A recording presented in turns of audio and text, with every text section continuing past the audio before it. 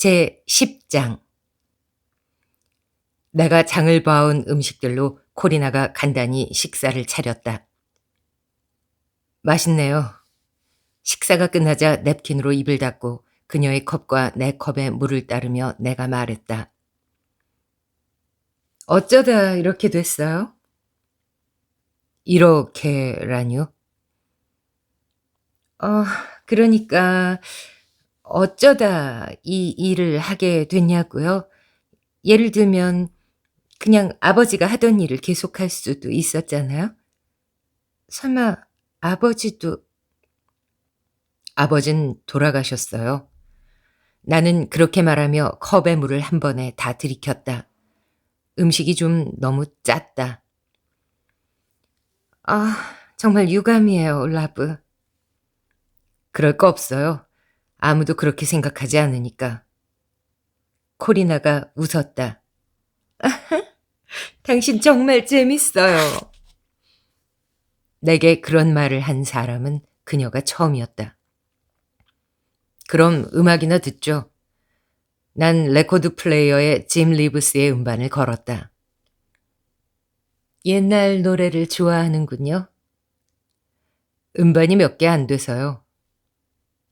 춤도 안 추겠죠? 나는 고개를 끄덕였다. 냉장고에 맥주도 없고요. 맥주 마시고 싶어요? 그녀는 한쪽 입꼬리를 올리며 미소를 지은 채 날 바라보았다. 내가 또 웃긴 말이라도 했다는 듯이. 이제 그만 소파로 갈까요, 올라브? 내가 커피를 타는 동안 그녀는 식탁을 치웠다. 그게 왠지 기분 좋았다. 그런 다음 함께 소파로 가서 앉았다. 짐 리브스가 당신을 사랑한다고, 왜냐하면 당신은 날 이해해 주기 때문이라고 노래했다. 낮에는 날씨가 조금 풀렸는데 이젠 다시 창밖으로 통통하고 큼직한 눈송이가 날렸다. 나는 그녀를 바라보았다. 한편으로는 너무 긴장돼서 차라리 좀 떨어진 의자에 앉고 싶었지만 다른 한편으로는 그녀의 가는 허리에 팔을 둘러 끌어당기고 싶었다. 그녀의 붉은 입술에 키스하고 싶었다. 윤기 흐르는 그녀의 머리카락을 쓰다듬고 싶었다. 조금 더 꽉 껴안고 싶었다. 그녀의 몸 안에서 공기가 빠져나오고 그래서 그녀가 숨을 헉 들이쉬고 그녀의 가슴과 배가 내게 밀착될 정도로 세게. 나는 현기증이 났다. 레코드 플레이어의 바늘이 음반 한가운데로 미끄러지더니 위로 올라갔다가 다시 제자리로 돌아갔다. 빙글빙글 돌아가던 음반이 서서히 멈췄다. 나는 침을 꿀꺽 삼켰다. 손을 들어 올리고 싶었다. 그녀의 목이 어깨로 이어지는 부분에 손을 대고 싶었다. 하지만 손이 부들부들 떨렸다. 손뿐 아니라 몸 전체가 그랬다. 마치 독감 같은 병에 걸리기라도 한 것처럼. 저기 올라브? 코리나가 내 쪽으로 몸을 숙였다. 이 진한 향기가 향수인지 아니면 그녀의 채취인지 알 수 없었다. 나는 숨이 가빠 입을 벌려야만 했다. 그녀가 내 앞에 있던 커피 테이블에서 책을 집어들었다. 괜찮다면 이걸 큰 소리로 읽어줄래요? 사랑 얘기가 나오는 부분을요. 나도 그러고 싶은데 내가 말문을 열었다. 그럼 읽어요. 그녀가 두 다리를 들어 소파 위에 나란히 놓으며 말했다. 그러고는 한 손을 내 팔 위에 올렸다. 난 사랑을 사랑하거든요. 하지만 읽어줄 수 없어요. 그냥 읽으면 돼요. 그녀가 웃으며 책을 펼치더니 내 무릎에 올려놓았다. 부끄러워하지 말아요, 올라브. 그냥 읽어요. 여긴 당신과 나쁜 난독증이 있어요. 불쑥 튀어나온 내 말에 그녀는 동작을 멈추고 눈을 깜빡거렸다. 마치 내가 그녀를 때리기라도 했다는 듯이. 젠장, 사실은 나도 놀랐다. 미안해요, 올라브. 하지만 당신이 지난번에... 난 그래서... 그녀는 말을 멈췄고 정적이 내려앉았다. 레코드 플레이어에서 음악이 계속 흘러나오고 있었더라면 좋았을 텐데 나는 눈을 감았다. 글을 읽을 순 있어요. 그래요? 네. 하지만 글자를 볼 수 없는데 어떻게 읽을 수가 있죠? 볼 수 있어요. 하지만 가끔씩 잘 못 보죠. 그래서 다시 봐야 해요. 나는 눈을 떴다. 그녀의 손은 아직 내 팔에 있었다. 하지만 잘못 봤다는 걸 어떻게 알죠? 대개는 말이 안 되는 단어들을 보고 알아요. 하지만 가끔씩 한참 후에야 단어가 잘못됐다는 걸 깨닫죠. 그래서 완전히 다른 얘기로 알고 있는 경우도 있어요. 책 한 권 값으로 2개의 얘기를 읽는 셈이죠. 그녀가 웃었다. 큰 소리로 까르르. 옅은 어둠 속에서 그녀의 눈동자가 반짝거렸다. 나도 웃었다. 누군가에게 내가 난독증이라고 말한 게 이번이 처음은 아니었다. 하지만 누가 그에 관해 계속 물어본 적은 처음이었다. 그리고 엄마나 선생님이 아닌 사람에게 난독증을 설명하려고 한 것도 처음이었다. 그녀의 손이 내 팔 아래로 미끄러졌다. 알아차리지 못할 정도로 살짝.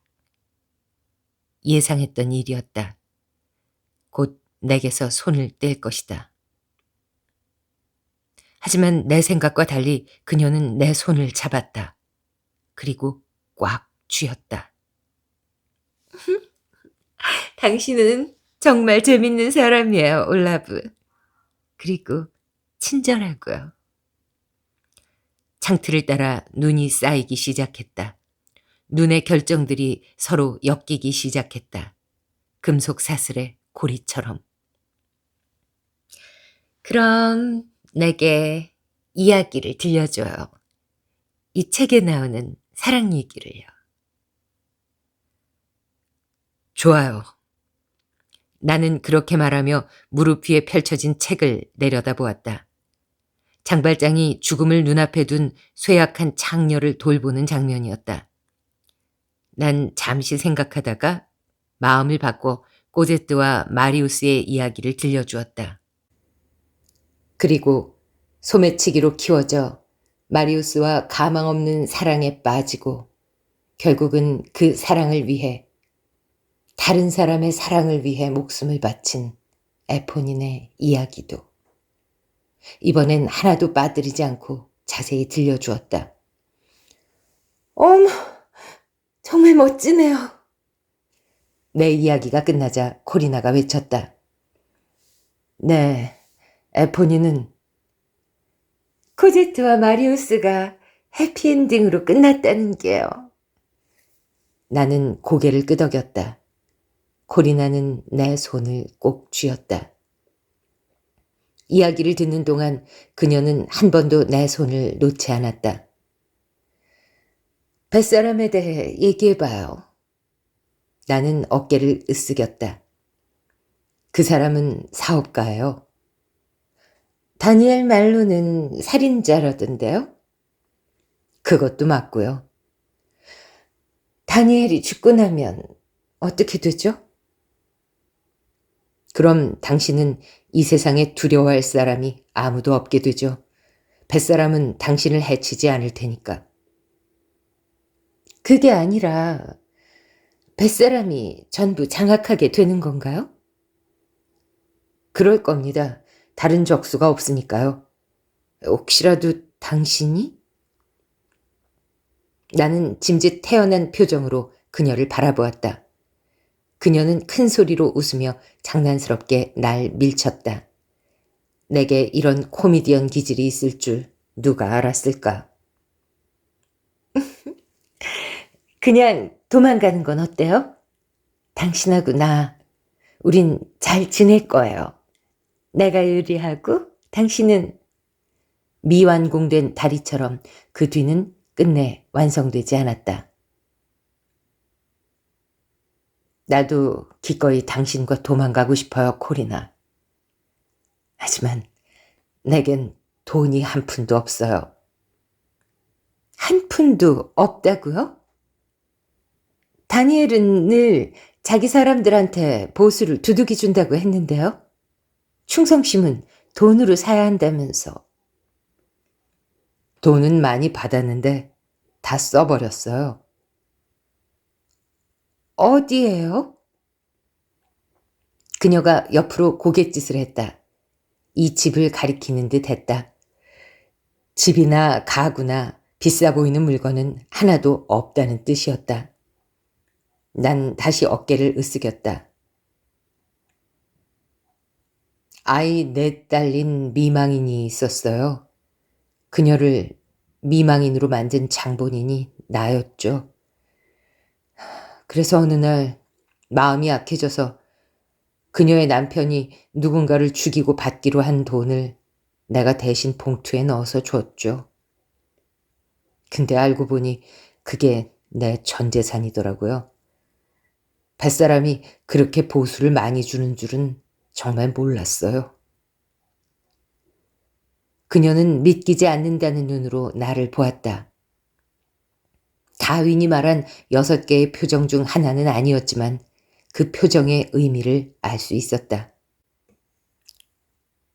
그러니까 누군가를 죽이려고 한 사람의 부인한테 당신의 전 재산을 줬다고요? 비록 그 거래에서 내가 무언가를 얻기는 했어도 나 역시 그게 정말 어리석은 짓이었다는 걸 이미 알고 있었다. 하지만 코리나가 그렇게 말하니 진짜 머저리가 된 기분이었다. 그 남자가 죽이려고 한 사람이 누구였죠? 기억 안 나요. 그녀는 나를 바라보았다. 올라브, 이거 알아요? 몰라요. 그녀는 내 뺨에 한 손을 댔다. 당신은 정말 특별한 사람이에요. 그녀의 눈동자가 내 얼굴을 찬찬히 훑으며 조금씩 흡수했다. 마치 내 얼굴을 먹기라도 하는 것처럼. 지금이 알아야 할 순간, 상대의 생각을 읽고 깨달아야 하는 순간이라는 걸 알고 있었다. 하지만 내겐 불가능했다. 난독증이라서 그럴지도 모른다. 엄마는 늘 내가 너무 부정적이라고 했다. 그것도 이유일 수 있다. 어쨌든 코리나 후프만이 몸을 내밀어 내게 키스했을 때 난 깜짝 놀랐다. 우리는 사랑을 나눴다. 좀 더 직접적이고 기능적인 단어 대신 이렇게 낭만적이고 순수한 표현을 선택한 건 점잔을 빼기 위해서가 아니다. 사랑을 나눈다는 말이 그 상황에 가장 적확한 표현이기 때문이다. 그녀의 입술이 내 귓가에 맴돌았고 그녀의 숨결이 날 간지럽혔다. 난 그녀를 조심스럽게 안았다. 가끔씩 도서관에서 빌린 책 속에 끼워져 있던 말린 꽃을 만질 때처럼.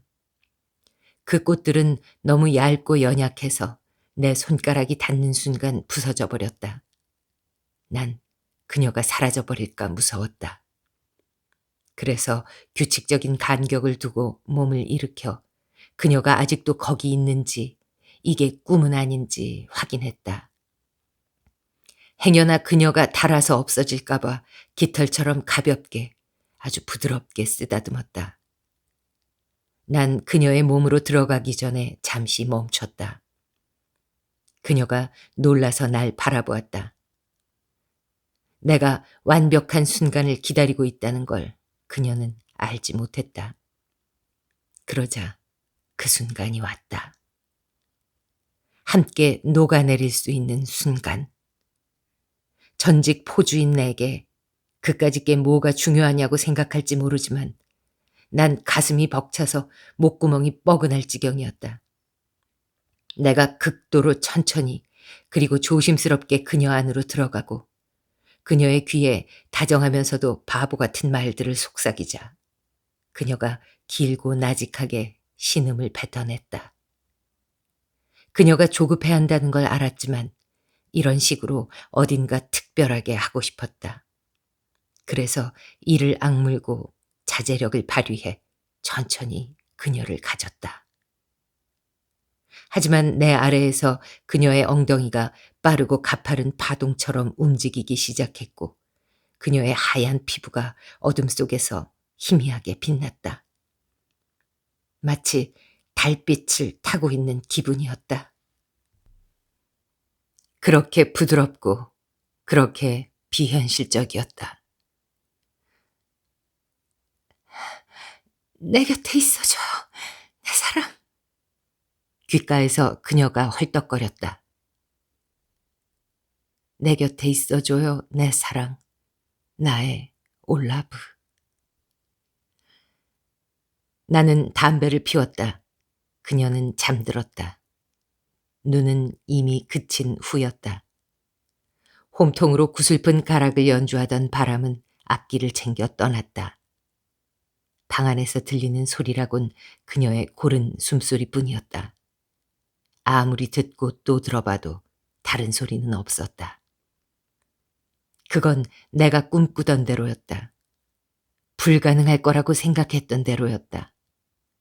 너무 피곤해서 잠을 자야 했지만 너무 행복해서 자고 싶지 않았다. 잠이 들었다간 이 세상, 지금까지는 별 의미 없었던 이 세상이 한동안 존재하지 않을 테니까. 그리고 그 휴미라는 남자의 말대로라면 내가 지금까지 매일 아침 같은 몸으로 같은 세상, 그러니까 벌어지는 일이 실제로 존재하는 그런 세상을 맞이했을지라도 내일 아침에도 그렇게 되리란 보장이 없었다. 생애 처음으로 눈을 감는 일이 도박처럼 느껴졌다. 그래서 계속 방 안에서 나는 소리를 들었다. 내가 가진 걸 바라보았다. 들려서 안 될 소리는 없었다. 그런데도 나는 계속 들었다. 제11장. 우리 엄마는 아주 나약한 사람이었다. 그랬기 때문에 아주 강한 사람도 감당할 수 없는 일들을 견뎌내야 했다. 예를 들어 엄마는 개새끼 같은 아버지한테 한 번도 저항하지 않았다.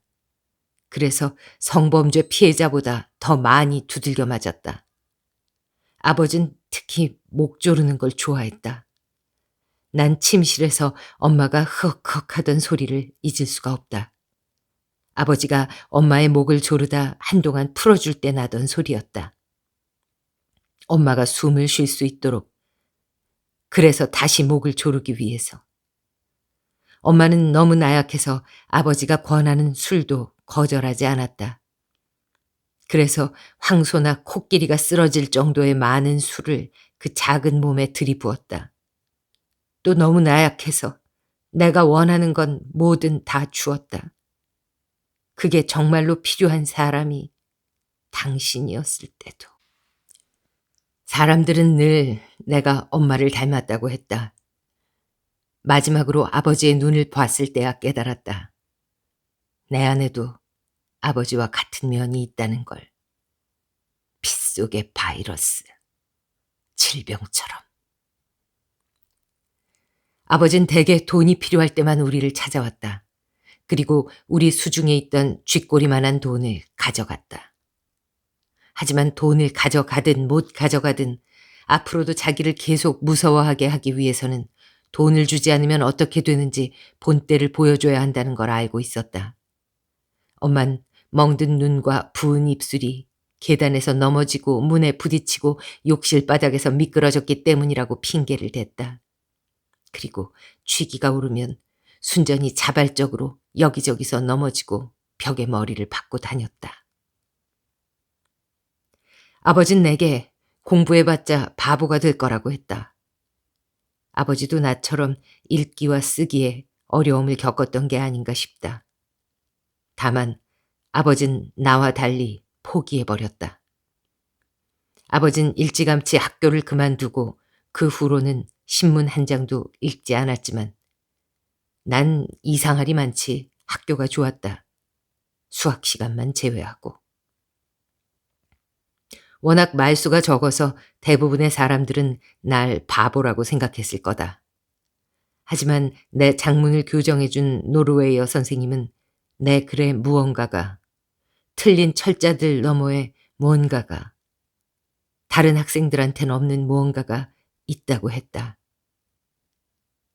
내겐 그 칭찬만으로도 충분했다.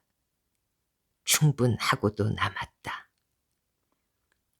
하지만 아버진 내게 그렇게 책을 열심히 읽어서 어디에 쓰느냐, 그런다고 네가 나나 다른 가족들보다 잘났다고 생각하느냐, 다른 친척들은 글 안 읽어도 정직하게 일하면서 다들 잘 산다, 유식한 말을 배우거나 책에 빠져 살면서 잘난 척하지도 않는다고 말하곤 했다.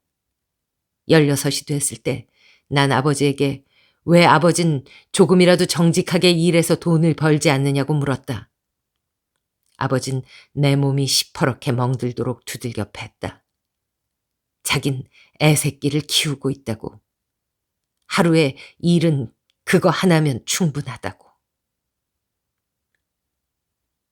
내가 19이 됐을 때 어느 날 아버지가 집에 왔다. 한 남자를 죽인 혐의로 1년간 보센 교도소에서 복역하고 추록한 날이었다. 그 사건엔 목격자가 전혀 없었기 때문에 법정에서는 남자의 머리에 있는 상처가 싸우다가 빙판에서 미끄러져 생긴 것일 수도 있다는 피고 측 변호에 동의했다. 아버지는 내가 훌쩍 잘한 것에 대해 몇 마디 했다. 장난스럽게 내 등을 찰싹 내려쳤다. 저 애는 요즘 창고에서 일하고 있어요. 엄마가 말했다. 그래? 녀석이 이제야 정신을 차렸군. 아버지가 말했다. 난 대답하지 않았다. 그 일이 그저 아르바이트라는 것은 물론 내년에 군대를 다녀온 후 대학에 진학할 때 독립할 수 있는 작은 아파트를 얻으려고 돈을 모으고 있다는 것도. 네가 돈을 번다니 잘 됐구나. 이제는 그 돈을 토해내거라. 아버지가 말했다. 왜요? 왜냐고? 네 아비는 오심의 피해자니까 온 가족이 합심해서 아비가 다시 자립할 수 있도록 도와야지. 나는 싫다고 했다. 아버진 믿을 수 없다는 눈으로 날 바라보았다. 날 때릴지 말지 내 덩치를 가늠하는 게 눈에 보였다. 어린 아들은 이미 성인이 되어 있었다. 아버지는 짧게 코웃음을 쳤다. 그 푼돈이라도 가져오지 않으면 네 엄마를 죽이고 사고사로 위장할 거다. 어떻게 생각하냐? 아버지가 말했다. 난 대답하지 않았다. 60초 주마. 아버지가 말했다. 돈은 은행에 있어요. 그러니까 내일 아침까지 기다리셔야 해요. 내가 말했다. 아버지는 고개를 갸웃했다. 마치 그렇게 하면 내 말이 거짓인지 아닌지 알아내기 쉽다는 듯이. 도망가지 않을 거예요. 제 침대에서 주무세요. 전 엄마와 함께 자면 돼요. 내가 말했다. 그러니까 네가 내 침대 속 자리까지 넘겨받은 거냐? 아버지는 코웃음을 쳤다. 그게 불법인 건 알고 있지. 네가 읽는 그 책들에는 안 나와 있더냐. 그날 저녁 부모님은 집에 마지막으로 남아있던 엄마의 술을 마신 다음 엄마의 침실로 들어갔다. 난 소파에 누워 휴지로 귀를 틀어막았지만 엄마의 헉헉 하는 소리는 그대로 들렸다. 잠시 후 침실 문이 닫혔고 아버지가 내 방으로 들어가는 소리가 들렸다. 난 2시까지 기다렸다가 욕실로 가서 변기 청소용 소를 집어들었다. 그러고는 지하실로 내려가 잠겨있는 창고를 열었다. 13살 때 엄마가 스키를 사주셨다. 그걸 사기 위해 엄마가 얼마나 많은 걸 포기해야 했는지 하나님은 아시리라. 하지만 스키는 이제 너무 작아서 신을 수가 없었다. 난 스키 스틱 하나를 집어들어 끝에 달린 바스켓을 빼버린 다음 지하실에서 나왔다. 살그머니 내 방으로 들어갔다. 다리를 벌려 좁은 침대 양옆으로 한 발씩 짚고 서서 스틱의 뾰족한 끝을 아버지의 배에 댔다. 가슴을 찌르는 모험은 하고 싶지 않았다. 흉골이나 갈비뼈에 부딪혀 막힐 수도 있기 때문이다. 한 손으로는 스틱의 스트랩을 감아 몸통을 잡고 다른 손으로는 스틱 맨 위를 잡았다.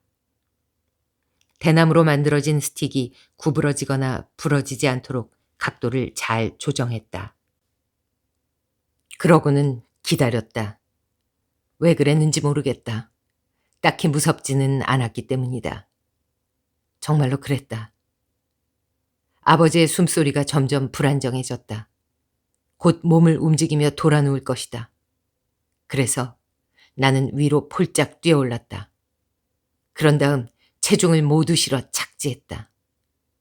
처음엔 아버지의 살갗이 저항했지만 한 번 구멍이 뚫리자 스틱이 아버지의 몸을 관통했다. 아버지의 티셔츠 일부가 대나무 스틱을 따라 배에 뚫린 구멍 속으로 딸려 들어갔고 스틱의 끝은 매트리스 속까지 푹 들어갔다. 침대에 누운 채 나를 올려다보는 아버지의 눈동자는 충격으로 새까맣게 변해 있었다. 내가 재빨리 아버지의 가슴에 올라탔기 때문에 아버지의 양팔은 내 무릎에 눌려 움직일 수가 없었다. 아버지가 비명을 지르려고 입을 벌리자 나는 준비해온 변기소를 잘 겨냥해 아버지의 입속에 쑤셔 넣었다. 아버지는 컥컥거리며 몸부림을 쳤지만 움직일 수 없었다. 아무렴 내가 존나 많이 컸지. 아버지가 내 밑에서 몸부림치는 동안 나는 꼬리뼈 부근에 스틱이 닿는 것을 느끼며 그렇게 앉아 있었다. 그리고 내가 아버지를 타고 있다고 생각했다. 이제 아버진 내 장녀인 것이다. 그렇게 얼마나 앉아 있었는지 모르겠다. 아버지의 몸부림이 멈추더니 몸이 축 처지기 시작했다. 이젠 변기 소를 빼도 안전하겠다는 생각이 들 만큼. 바보 같은 자식. 아버지가 눈을 감은 채 신음하듯 말했다. 사람을 죽이려면 칼로 목을 긋는 거야. 이런 방법 말고. 그럼 너무 빨리 끝나니까요. 아버지는 웃었다. 그리고 기침을 했다. 입꼬리에서 피거품이 흘러나왔다.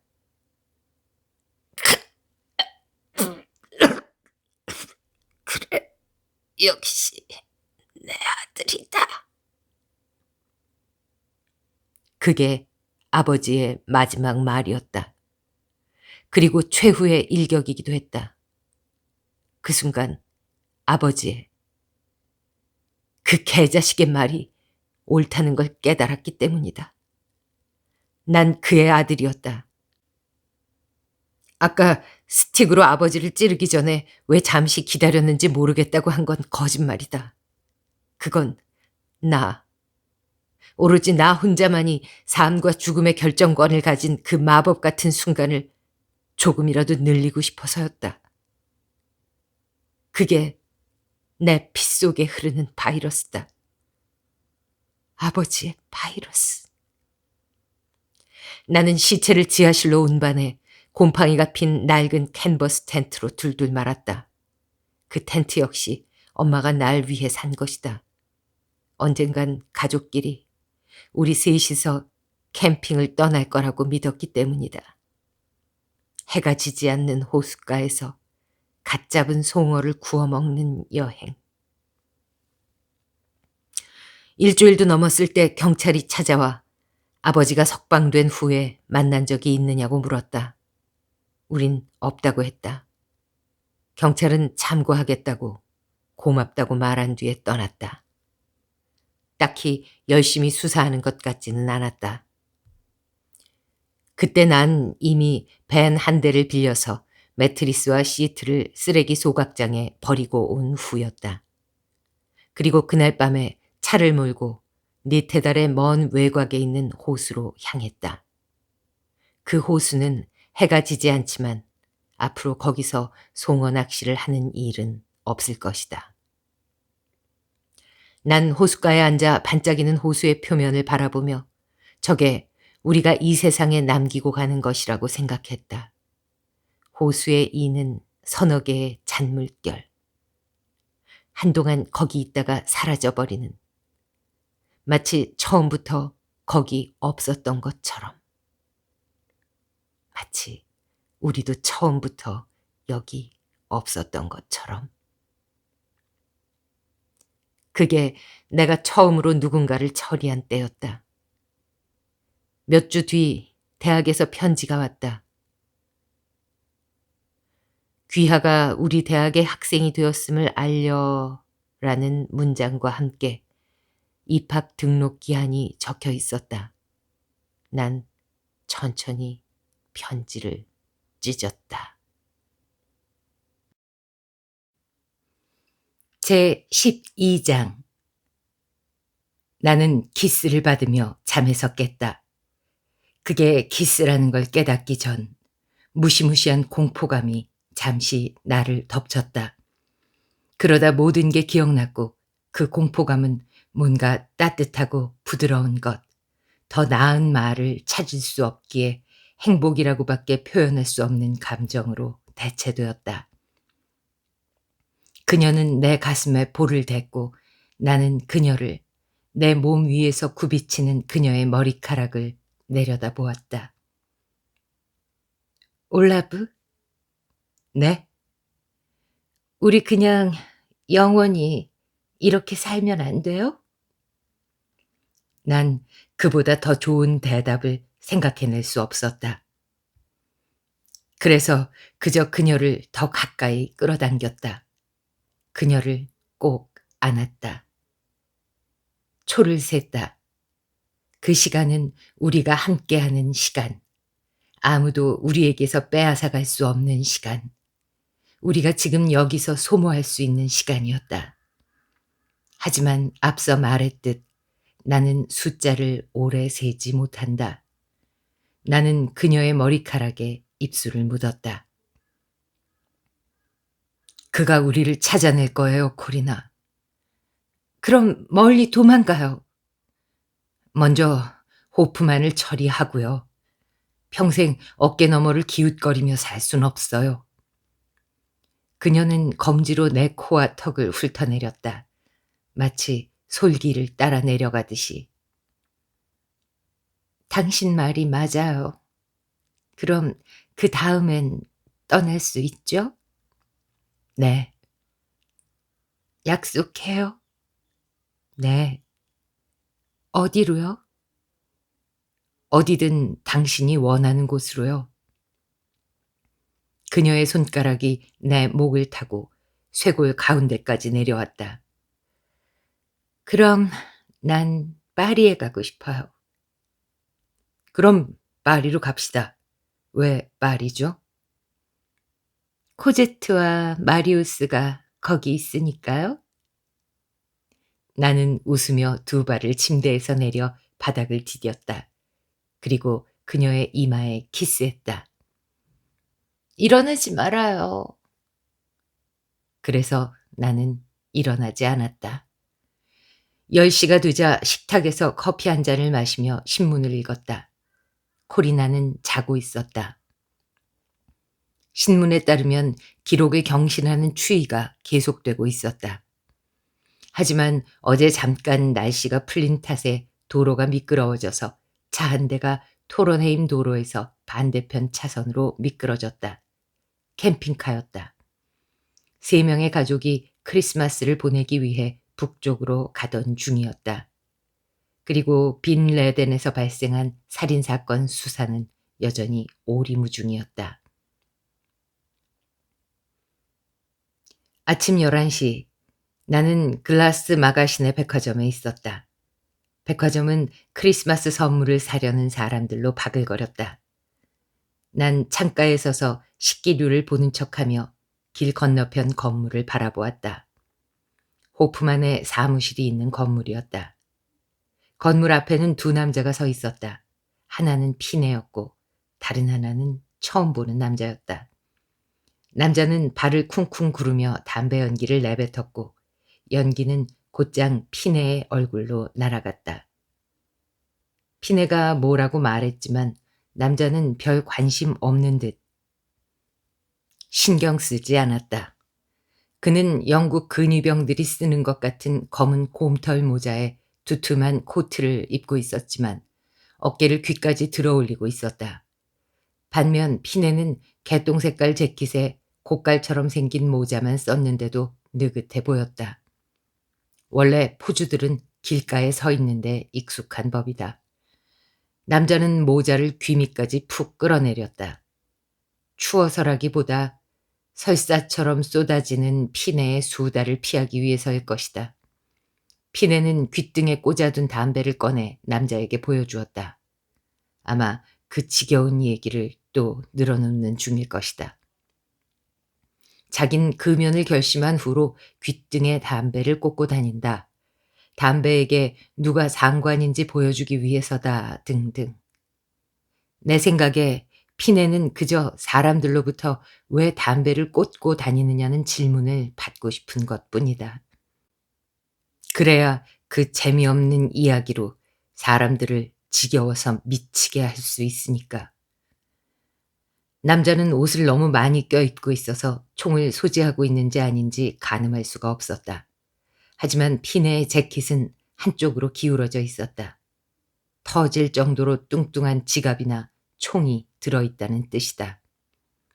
평상시에 그가 들고 다니는 그 흉측한 칼만 넣었다기엔 너무 기울어져 있었다.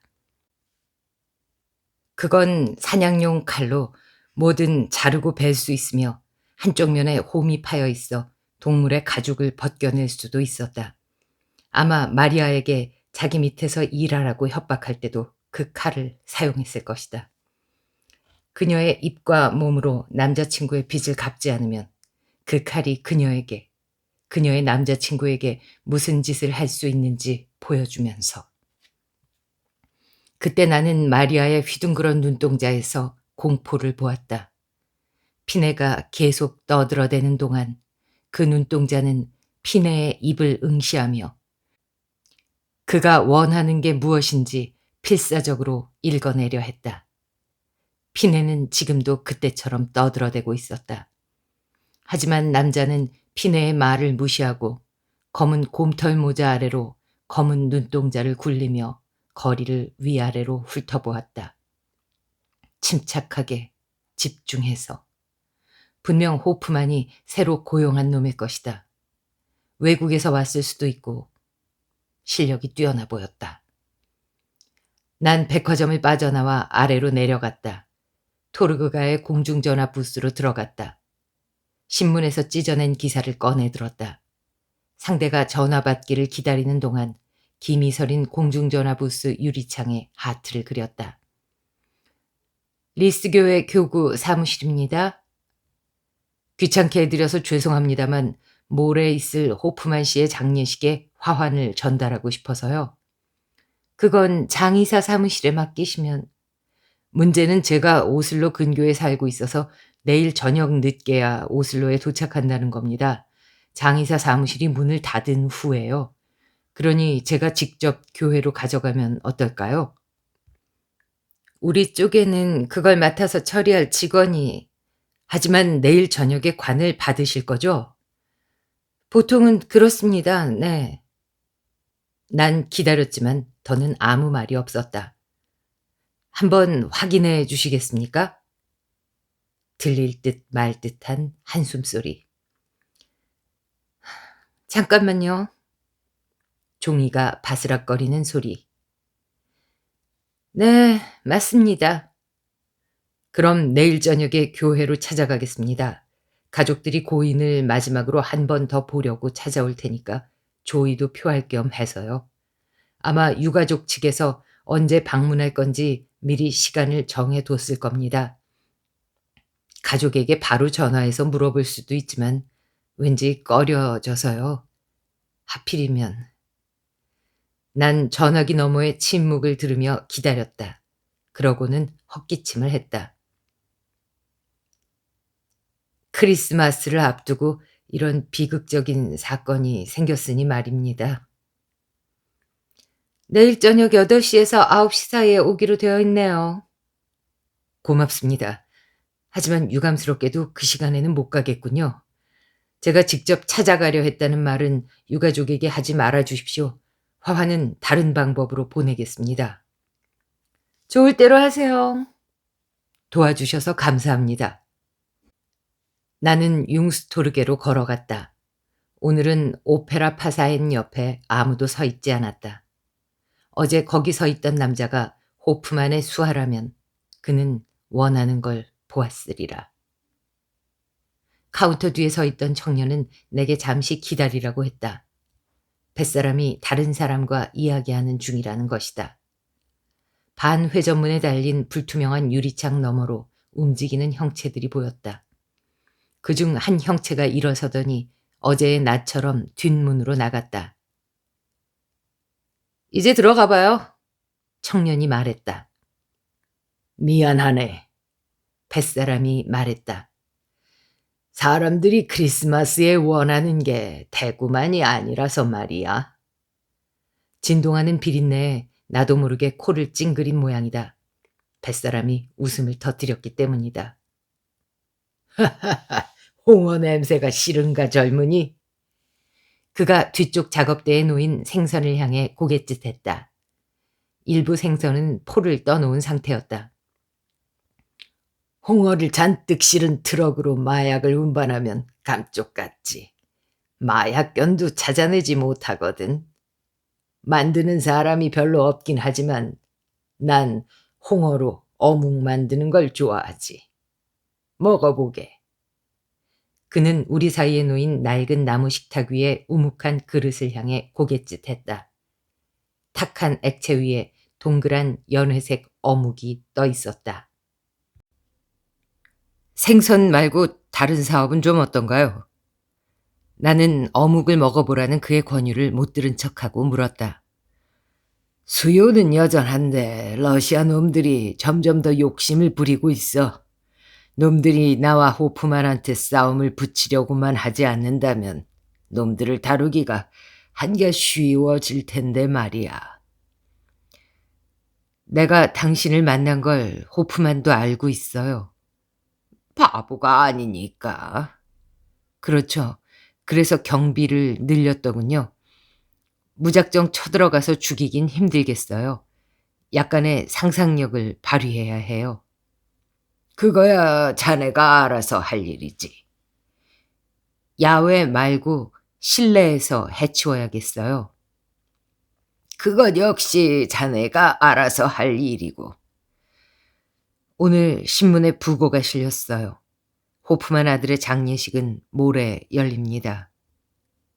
그래서? 거기서 호프만을 해치울 수 있어요. 장례식장이라 멋지군. 뱃사람은 고개를 저었다. 너무 위험해. 장례식 말고 장례식 전날에요. 관이 보관된 교회 지하에서. 자세히 설명해봐. 나는 설명했다. 뱃사람은 고개를 저었다. 나는 계속 설명했다. 그는 한층 더 세게 고개를 저었다. 난 한 손을 들어 올린 채 계속 설명했다. 그는 여전히 고개를 저었지만 이제는 씩 웃고 있었다. 음, 대단하군. 어떻게 그런 생각을 해냈지? 내가 아는 사람이 같은 교회에 묻혀 있어요. 그래서 생각해낸 겁니다. 내가 반대해야 한다는 건 알고 있지. 하지만 찬성하실 겁니다. 안 한다면 관 3개를 살 돈이 필요합니다. 키맨 상조협회에서 기성품 관을 팔죠. 하지만 아시다시피 뱃사람은 경계하는 눈초리로 날 보았다. 앞치마에 손을 닦았다. 콧수염을 잡아당겼다. 앞치마에 또 손을 닦았다. 어묵을 먹게. 가서 금전 등록기에 현금이 얼마나 있는지 살펴보지. 난 우두커니 앉아 잘 모르는 사람이었다면 정액이라고 생각했을 액체 속에서 헤엄치는 동그란 어묵을 바라보았다. 하지만 다시 생각해보니 나도 잘 모르긴 마찬가지였다. 집에 가는 길에 마리아가 일하는 슈퍼마켓을 지나갔다. 문득 저기서 저녁거리를 사도 되겠다는 생각이 들었다. 난 슈퍼마켓으로 들어가 바구니를 집어들었다. 마리아는 나를 등진 채 다른 손님의 물건을 계산하는 중이었다. 난 양쪽으로 물건이 진열된 통로를 걸으며 냉동식품인 피쉬핑거, 감자, 당근을 집었다. 맥주 4병도. 하콘왕 초콜릿이 크리스마스 포장지로 포장된 채 진열되어 있었다. 그 초콜릿도 바구니에 넣었다. 난 마리아의 계산대로 걸어갔다. 가게 안에 다른 손님은 없었다. 그녀가 날 보더니 얼굴을 붉혔다. 젠장, 별로 어색하지 않을 줄 알았는데. 그녀는 그때 저녁 식사를 거절한 일을 아직 마음에 담아두고 있는 모양이었다. 아마 집에 남자를 초대한 적이 별로 없을 것이다. 난 그녀에게 다가가 재빨리 인사를 건넸다.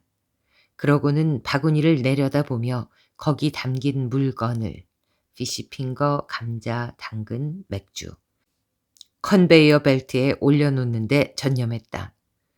초콜릿 상자를 손에 들고 잠시 망설였다. 코리나의 손가락에서 빛나던 반지. 그가 연인이었던 아들이 그녀에게 선물한 반지였다. 그랬다.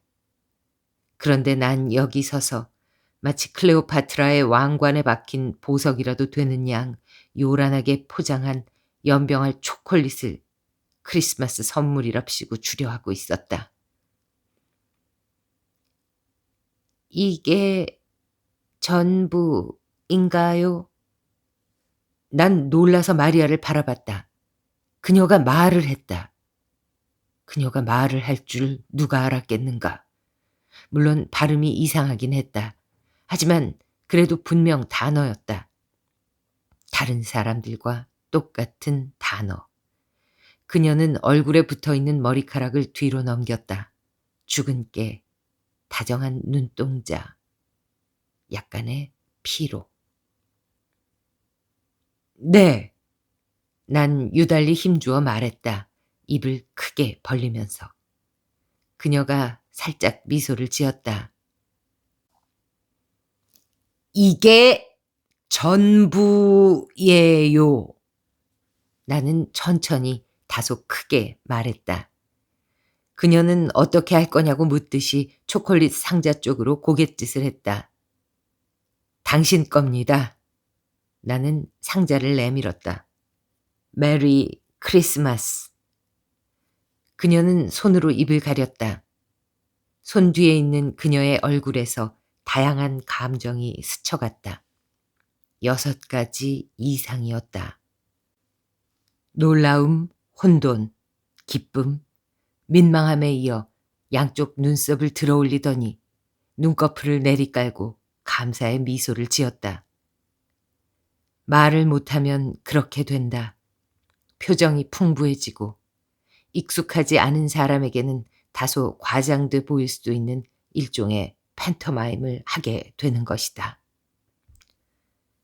난 그녀에게 상자를 건넸다. 그러자 죽은 께 투성이인 그녀의 손이 내 손을 향해 다가왔다. 왜 저러지? 내 손을 잡을 생각인가? 나는 손을 뒤로 뺐다. 그러고는 그녀에게 목례를 하고 문으로 걸어갔다.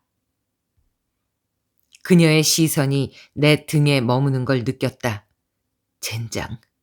그저 초콜릿 한 상자 줬을 뿐인데 저 여잔 대체 뭘 하려고 한 거지? 아파트에 들어서자 실내가 어두웠다. 침대 위로 코리나의 형체가 보였다. 그녀가 어찌나 조용히 꼼짝도 하지 않고 누워있는지 이상하다는 생각마저 들었다. 나는 천천히 침대로 걸어가 그녀를 내려다보았다. 너무도 평화로워 보였다. 너무도 창백해 보였다. 머릿속에 시계가 제깍거리기 시작했다. 마치 무슨 일을 꾸미는 것처럼. 난 그녀에게 몸을 숙였다. 내 얼굴이 그녀의 입 바로 위에 자리할 때까지. 무언가가 부족했다. 그러자 머릿속의 시계가 한층 더 큰 소리로 제깍거렸다. 코리나. 내가 속삭였다. 아무 반응이 없다. 코리나. 이번에는 좀 더 크게 불렀다. 내 목소리에서 전에는 한 번도 들어보지 못한 무언가가 희미한 무력감이 들렸다. 그녀가 눈을 떴다. 이리 와요, 테디베어. 그녀가 속삭이며 내 몸에 팔을 두르고 날 침대 위로 끌어당겼다. 더 세게. 난 부서지지 않아요. 그녀가 속삭였다. 그래, 당신은 부서지지 않아. 난 생각했다. 우리 이 순간도 부서지지 않을 거야. 왜냐면 이거야말로 내가 기다리고 연습해온 거니까. 이걸 부서뜨릴 수 있는 건 오로지 죽음뿐이야. 아, 올라프. 그녀가 속삭였다. 그녀의 얼굴이 달아올랐다. 웃고 있었지만 눈동자가 눈물로 반짝거렸다. 내 아래서 그녀의 가슴이 하얗게, 새하얗게 빛났다. 그 순간 그녀는 누구보다도 나와 물리적으로 가까웠지만 난 마치 그녀를 처음 보았을 때처럼 멀리서 길 건너의 창문 뒤에서 그녀를 바라보는 기분이었다. 자신을 지켜보고 관찰하는 사람이 없다고 생각하는 누군가를 보는 것이야말로 그 사람을 가장 적나라하게 보는 방법이라는 생각이 들었다. 그녀는 한 번도 날 그렇게 본 적이 없었다. 아마 앞으로도 없을 것이다. 그러자 문득 그 종이뭉치, 결코 끝마칠 수 없는 그 편지가 아직 내게 있다는 걸 깨달았다. 만약 코리나가 그걸 본다면 오해할 것이다. 그렇다고는 해도 이렇게 사소한 일로 갑자기 심장이 두근거린다는 게 이상했다. 그 편지는 부엌 서랍 속 커틀러리가 담긴 그릇 아래에 있었고 누가 그걸 옮겨 놓았을 리도 없었다. 그래도 기회가 되는 대로 빨리 그 편지를 없애버리자고 결정했다. 아, 그거야, 올라브. 절정에 달했을 때 내 안에 무언가가, 그동안 가둬둔 내 안에 무언가가 느슨해졌다. 그게 뭔진 모르겠지만 사정의 압력과 함께 풀려나와 모습을 드러냈다. 난 뒤로 벌렁 누워 숨을 헐떡였다. 난 완전히 다른 사람이 되었다. 다만 어떤 식으로 바뀌었는지 모를 뿐이었다. 그녀는 내게 몸을 숙이더니 내 이마를 간지렸다. 기분이 어때요, 나의 왕? 난 대답했지만 목구멍이 침으로 가득 차 있었다. 뭐라고요? 그녀가 웃었다. 난 목청을 가다듬고 다시 한번 말했다. 배고파요. 그녀가 한층 더 큰 소리로 웃었다. 그리고 행복해요. 내가 말했다. 코리나는 생선을 못 먹는다. 어릴 때부터 생선에 알레르기가 있었는데 집안 내력이라고 했다. 슈퍼마켓은 전부 문을 닫았을 시간이지만 난 차이나 피자에 전화하면 CP 스페셜을 주문할 수 있다고 했다. 차이나 피자? 중국 음식과 피자를 팔죠. 섞어서 파는 게 아니라 따로따로요. 난 거의 매일 거기서 저녁을 먹어요. 난 다시 옷을 입고 길모퉁이에 있는 공중전화 부스로 갔다. 한 번도 집에 전화를 설치한 적이 없었다. 그러고 싶지 않았다. 사람들이 내 말을 듣고 날 찾아내고 내게 말하는 수단이 생기는 걸 원치 않았다. 공중전화 부스에서 고개를 들어 5층에 있는 내 집 창문을 보았다. 코리나가 서 있는 게 보였다. 그녀의 머리 주위로 둥근 빛이 감싸고 있어 망할 후광처럼 보였다. 그녀는 날 내려다보고 있었다. 난 손을 흔들었다. 그녀도 내게 손을 흔들었다. 그러자 철컥 삼키는 소리와 함께 동전이 떨어졌다. 차이나 피자입니다. 안녕 린, 나 올라브예요. CP 스페셜 하나 부탁해요. 테이크아웃으로. 여기서 안 드세요, 미스터 올라브? 오늘은 포장이에요. 15분 걸려요. 고마워요. 그리고 하나 더요. 혹시 나에 대해 물어본 사람 있었나요? 미스터 올라브에 대해 물어본 사람요? 아니요. 알았어요. 그럼 혹시 지금 식당 손님들 중에 전에 나랑 함께 왔던 사람이 있나요? 연필로 그린 것처럼 가늘고 웃긴 콧수염을 기른 남자나 귓등에 담배를 꽂고 갈색 가죽 재킷을 입은 남자요. 어디 보자. 그런 사람은 없는데요. 차이나 피자는 테이블이 10개뿐이니 그녀의 말이 틀릴 리가 없다. 브린 힐센도 피네도 거기서 날 기다리고 있지 않았다. 그들은 날 따라 여러 번 거기에 간 적이 있었다. 하지만 내가 거의 매일 거길 간다는 건 모를 것이다. 잘 됐다. 난 공중전화 부스에 육중한 금속문을 밀고 나와 창문을 올려다보았다. 코리나는 여전히 창가에 서 있었다. 차이나 피자까지는 걸어서 15분이 걸렸다. 피자는 캠핑용 테이블만한 크기의 빨간 마분지 상자 속에서 날 기다리고 있었다. CP 스페셜. 오슬로에서 제일 맛있는 피자. 이 피자를 처음으로 한 입 맛본 코리나의 표정을 어서 빨리 보고 싶었다. See you later, 알라게이톨. 내가 문을 나서자 린이 평상시처럼 큰 소리로 인사했다.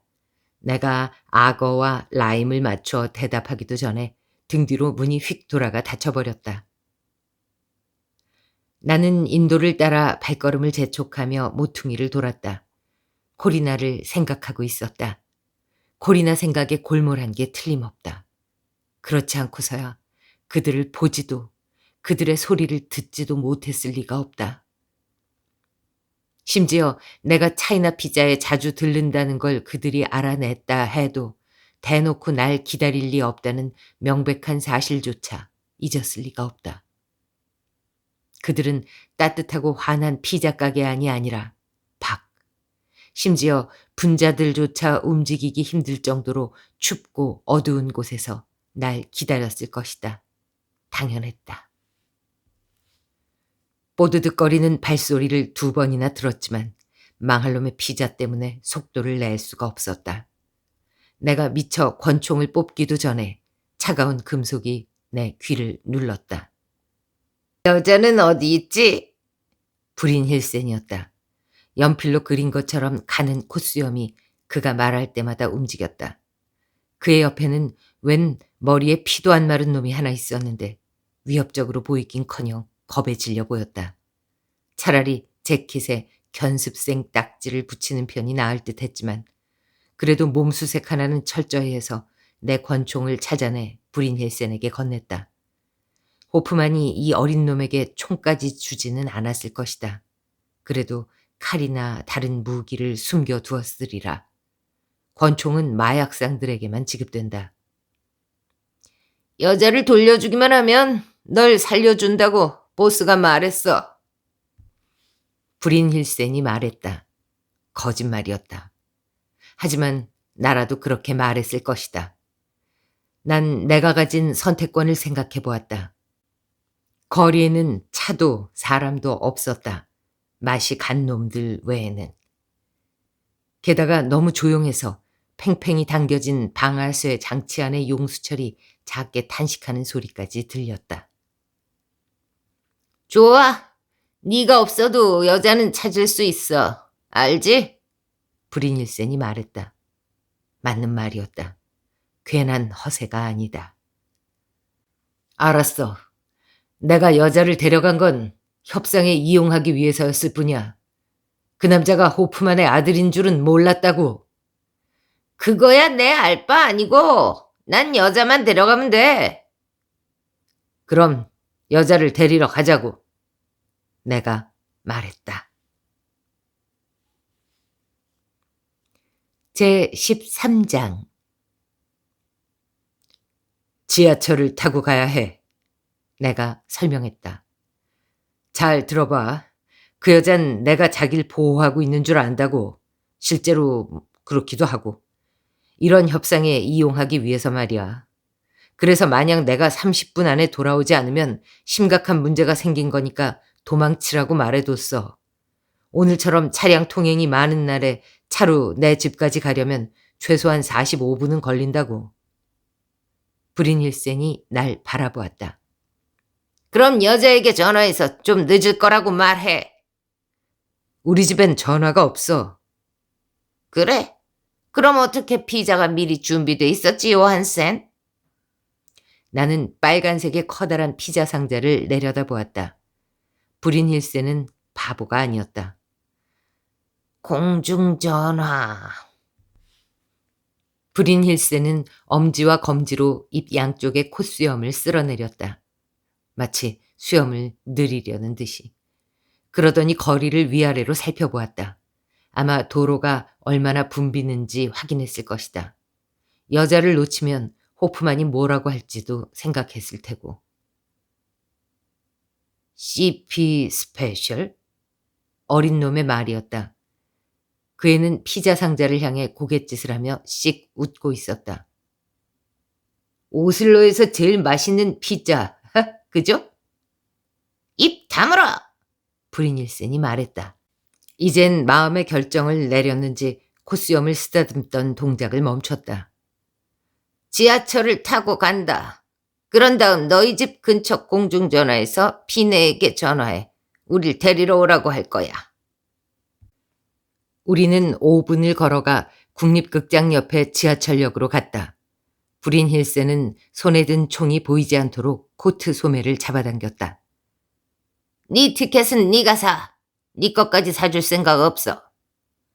우리가 승차권 자동 발매기 앞에 섰을 때 브린힐센이 말했다. 올 때 산 티켓이 1시간 동안 유효야. 난 거짓말을 했다. 그렇군. 브린힐센이 씩 웃었다. 잘하면 검표원에게 걸려 안전하고 친절한 경찰서로 인도될 수도 있다. 지하철은 딱 내가 원하는 만큼 붐볐다. 지친 통근자들, 껌을 질겅질겅 씹는 청소년들, 추위에 대비해 옷을 잔뜩 껴입고 크리스마스 선물이 삐죽 나와 있는 쇼핑백을 든 사람들. 그래서 우리는 서서 가야만 했다. 객차 한가운데에 자리를 잡고 셋 다 빛나는 쇠막대를 손으로 잡았다. 열차의 문이 닫혔고 승객들의 숨이 쌓여 차창에 다시 김이 서렸다. 열차가 움직이기 시작했다. 호부세테르라니. 네가 서부 지역에 살 줄은 꿈에도 몰랐다, 요한센. 늘 자기 생각이 옳다고 믿어서는 안 돼, 브린일센. 맞는 말이야. 난 네가 피자를 먹으러 시내까지 나오느니 그냥 집 근처에서 사 먹을 거라고 생각했거든. 이건 CP 스페셜이니까요. 어린 놈이 엄숙하게 말하며 발 디딜 틈 없는 차량 안에서 어처구니 없을 정도로 많은 공간을 차지하는 빨간 피자 상자를 바라보았다. 저건 아무 데서나 먹을 수 있는 피자가 닥쳐! 그러니까 식은 피자를 좋아하는군, 요한센. 우린 데워 먹을 생각이었어. 우리? 너랑 보스 마누라? 브린힐센이 콧방귀를 뀌었다. 도끼를 휘두르는 듯한 소리였다.